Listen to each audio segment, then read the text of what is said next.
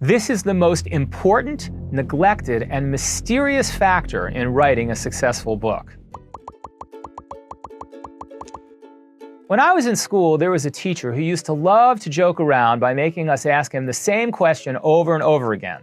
What's the most important part of being a comedian? Timing. What's the most important part of being a timing? What's the most important part? I told you, timing, timing, timing. The same concept applies to publishing a successful book. Timing is essential. Publishers think a lot about timing when they schedule books.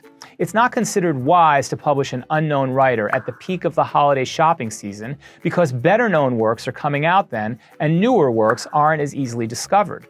Self-help books are ideal for January, when people are making New Year's resolutions and trying to improve their lives.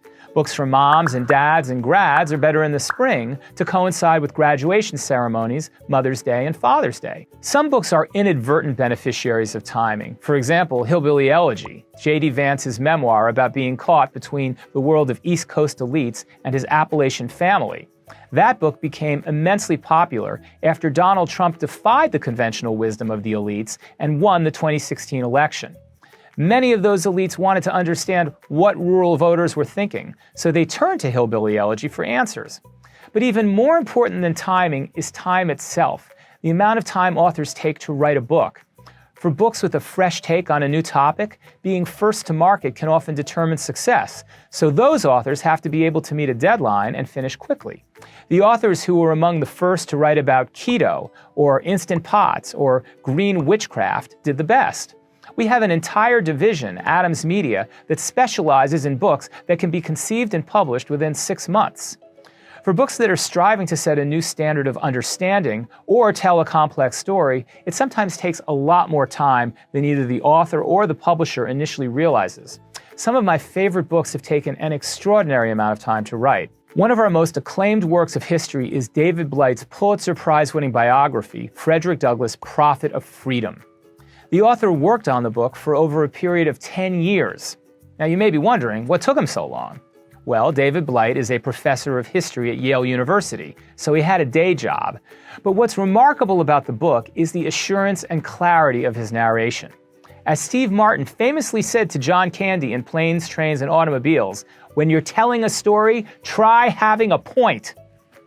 David Blight first began researching Douglass in 1980 as a graduate student.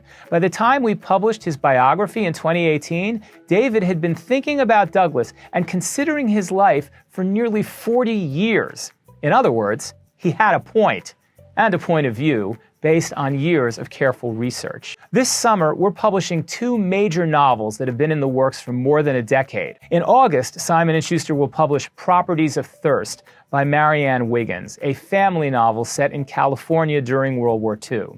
Wiggins has written 10 other books and been a finalist for the Pulitzer Prize and the National Book Award. In 2016, well into her work on Properties of Thirst, she suffered a massive stroke. With the help of her daughter and an editor, she had to relearn the story she'd created in order to complete the novel, and that work took an additional 5 years. It would be accurate to describe Properties of Thirst as a long-awaited novel. It's been 15 years in the works. In July, Mary Sue Rucci Books at Scribner will publish an extraordinary novel by Alice Elliott Dark called Fellowship Point. But it's been 20 years since she published a book. She's best known for a short story, In the Gloaming, which was first published in The New Yorker in 1993 and was selected by John Updike as one of the best American short stories of the century.